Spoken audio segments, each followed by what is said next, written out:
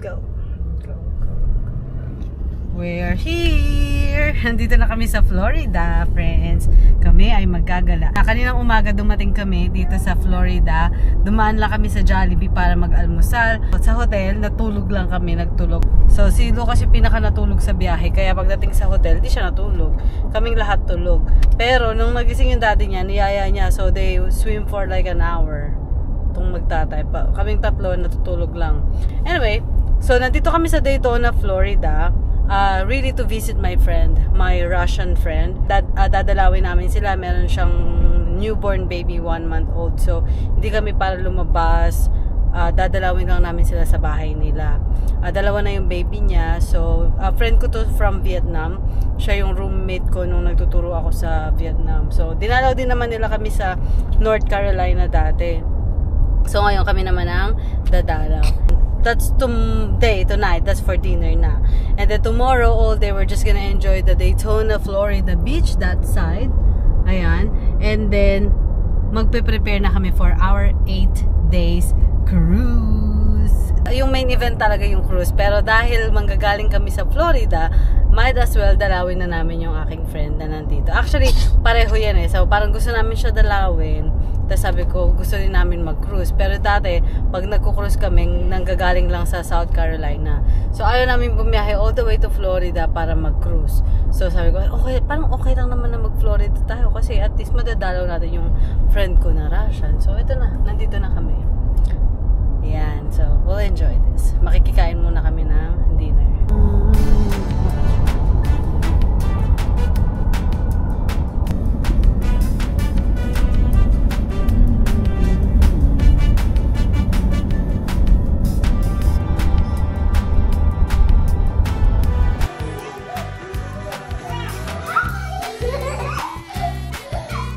You see what I'm talking about? My boys, like, all ages they will play like that.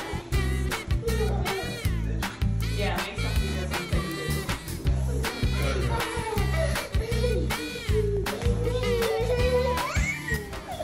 Nice, no, yeah.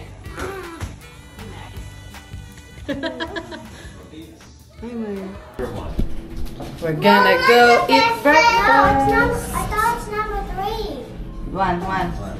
What I thought? I'll have this. The eggs. Maya will like them eggs. Daddy and the boys will probably like this. Yes, I think they both liked it last time. Yeah. Daddy, what is that? We also have The waffle maker. some fruits. Cereal station. Oatmeal. So, what do you guys like?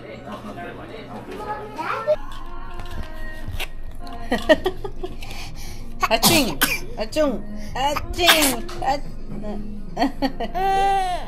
Hi! Say good morning! Hi!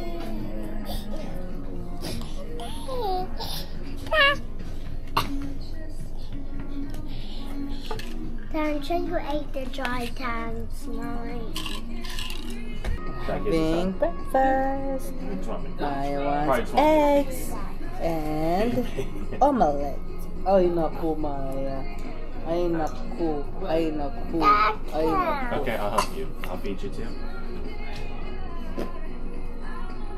Upo na, upo. You like your food? Daddy, take it for the food. Welcome.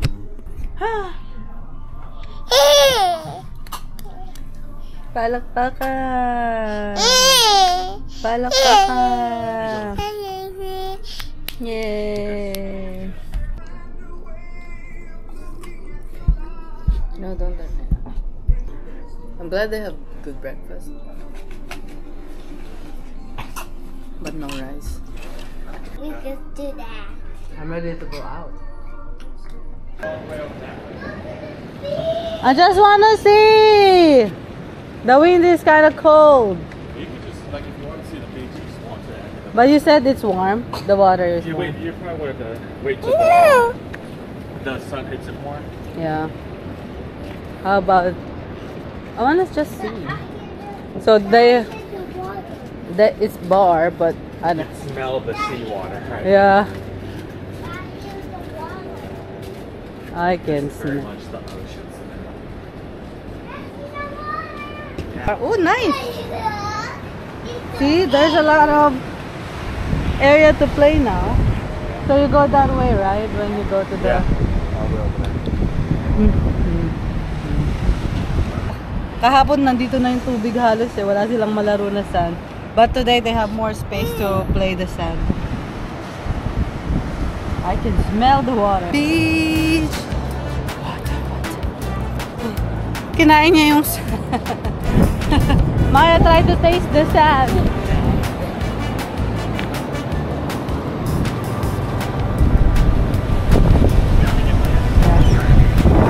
No, you want to put it. There, yeah. Yeah. Okay. That's amazing. Okay.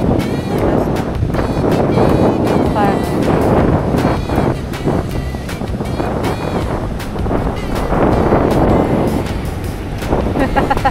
Too bad they don't have their bucket, their shovel. Huh? Better take some pictures today. Ah, it's cold! Hi! Hi, girl. I go get some.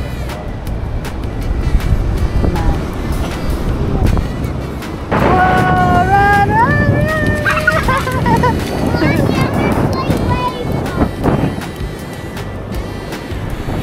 Here, this side. Come on. There, everyone. Hi. Nag-enjoy kami. Ang sarap ng tubig. Warm. Pero ang lamig ng hangin. So, lumulubog kami para hindi kami masyadong lamigin. Let's go. Florida! Where are we, Lucas? Florida! Do you like Florida? Or is it the same? Or do you like it better than North Carolina so far? Just like, maybe he will like Florida. Because, Florida more. why? Because the pool is warm.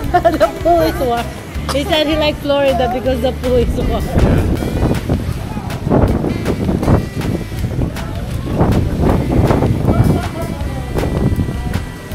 Nag-enjoy din si Maya. I win. You win again? Yeah.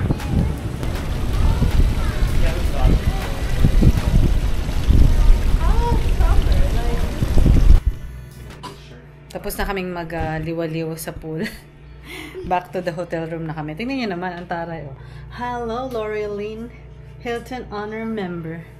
Marami na ako nagastos sa hotel, kaya nandyan yung pangalan ko. I feel like I spend enough to have my name on it. Sa TV, diba? May pa, ganyan pa sila.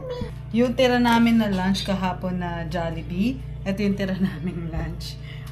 Na chicken, diba? Bumili kami ng isang bucket. Ito na din yung lunch namin. And perfect, hindi yan kompleto kapag walang rice. Yeah, ang chicken buckets. Ito yung sa chicken Do buckets. they have? So, tadan! Ito yung aming prinsesa. Ang sarap ng tulog. Diba? Napagod rin siya. 3 oras kami nagliwaliw. Actually, kami ni Maya, 2 oras lang. Tapos nagstay pa sila ng isa pang oras. And ito yung tira. Meron pang konting natira na adobo rice from the Jollibee. So I'm really excited to eat this. Excited talaga. This is our leftover from Jollibee. Then my husband is gonna eat some stromboli. Chicken bucket. I don't even know. It's like a pizza but closed. And chicken And there's no pizza sauce inside. Yeah. Chicken bucket. Chicken bucket. So that's his lunch. Ayun yung tira namin na dinner kahapon. Doon sa bahay ng aking Russian na friend. Pero di ako nag-vlog doon kasi hindi ako masyadong komportable dahil nahihiya ako sa asawa niya. Sa kanya, hindi ako nahihiya. Plus, we're so busy. You know, there's like, we're trying to have a conversation because we miss each other. Like, you know, 2 families with 5 small kids in total. Kasi meron siyang 2 baby. And it's kind of chaotic. We're trying so hard to, you know, magkumustahan ba. Yung nagkukwentuhan kami, tapos biglang, Mami, kabilaan siya, ako, di ba? Hindi, parang nag-enjoy naman ako, pero sambubitin ako sa kwentuhan namin. O, ingay nila, di ba? Kaya niya, nagkukwento ako sa inyo. Di ako makarami ng kwento. Maya! Dito kami sa balcony. Ayan yung aming view. Papahinga na lang kami. Pahinga, relax. Yung boys baka magtulog, mag-nap. Kasi nung iniwanan namin sila kanina, habang nag-swimming pa sila, si Maya ay nauna nang mag-nap. So gising na siya, yung boys naman ang matutulog. And for sure, pag nagising sila, magsuswimming ulit sila. And by that time, siguro nandito na yung aking friend. So yung friend ko na dinalaw namin kahapon, sila naman yung pupunta dito sa hotel namin. And then dito kami magdi-dinner and probably magsuswimming din sila. And you know, more time with my friend. Yung mga boys, I mean, her husband, my husband, tapos meron din siya anak na lalaki, yung panganay niya, and my boys will probably all swim in the water, in the pool. Tapos kami, pareho kami with the baby girl. Kasi yung bunso naman niya, yung kanyang newborn ay babae din. So sabi namin, oh, girls will stay indoor. So mamaya, dun lang kami sa lobby ng hotel, magchichikahan habang tinatanaw namin yung mga boys na naglalaro sa pool. Ayun ang aming ganap for today. And then bukas ng umaga, mag-check out kami ng 11 AM. And dediretso na kami sa Orlando. Mag-Orlando naman kami. Gagala muna kami ng konti kasi yung cruise ship namin, pupunta kami sa port ng tanghali pa, mga alas 2 pa yung ano namin, yung alis ng cruise ship from the port ay hapon. So sa umaga, we will try to enjoy what they have sa Orlando. We'll see kung ano yung feel gawin din ng aking asawa at mga anak. Yeah. So dito lang muna kami ni Maya. Right, Maya?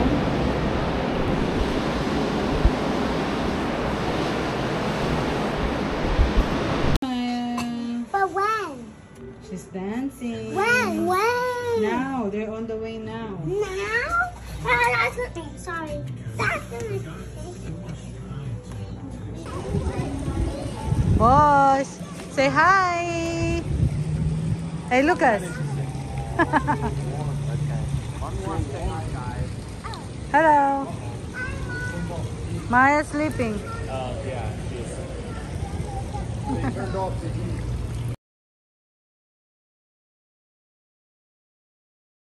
Ano? Ano? Ano? Ano?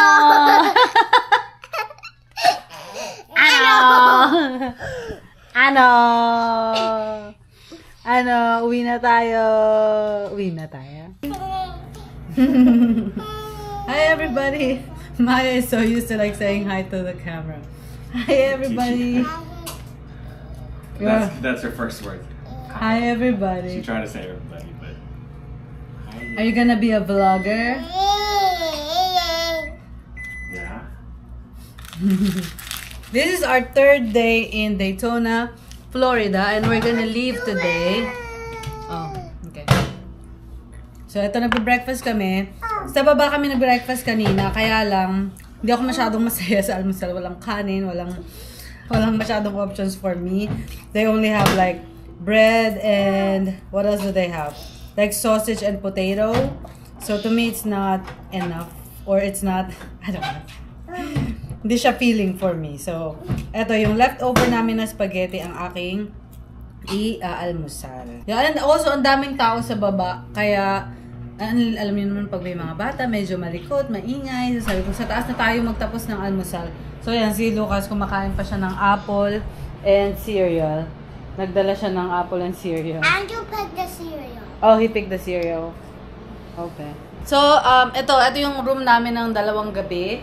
Nakapak na. So, yan, 2 maleta na yan ay i-check in namin. So, pagdating namin sa port, pwede namin, pagdating namin sa port, ito-drop off namin yung 2 maleta. He wants a clothes. So, yun nga, yung 2 maleta na yan ay i-check in namin. And then, isa yung hand carry. Para nandun yung mga essential stuff namin in case na hindi namin agad makuha yung 2 maleta na i-check in. So, ang check-in time namin sa port ay 1:30 PM. And we are 1 hour away from Orlando. We are in Daytona. So, 1 hour away kami sa Orlando kung nasaan yung port. So, I think it's Port Canaveral. That's the name. Yun. Ang balak namin, mag-drive na kami kaagad sa Orlando kahit masyado pang maaga. Hindi kasi kami pwedeng dumating ng maaga than 1:30 sa port dahil parang nakaschedule yung pagdating ng mga passengers. So, baka hindi daw kami papasukin. So, kailangan dumating kami doon ng eksakto or within 1:30 to 2 p.m. Ang plano namin, maghahanap kami ng tatambayan sa Orlando na medyo malapit sa port. Maybe playground, I don't know. We will figure. Or maybe even fast food. We don't know yet. But, ayun, maghahanap kami. So, that is for the next vlog. Itong vlog na to ay tapusin muna natin. All about Daytona. I don't have much. Last night kasi na-busy na rin kami dahil nga nandito yung aking friend and we spent quality time, you know, chit-chatting, catching up. That's really all about our Daytona. The main reason why we are in Daytona is to meet my friend or to see my friend again after years. So, yeah, we achieved that. So, ngayon, ang start na ng totoong bakasyon. See you in the next vlog.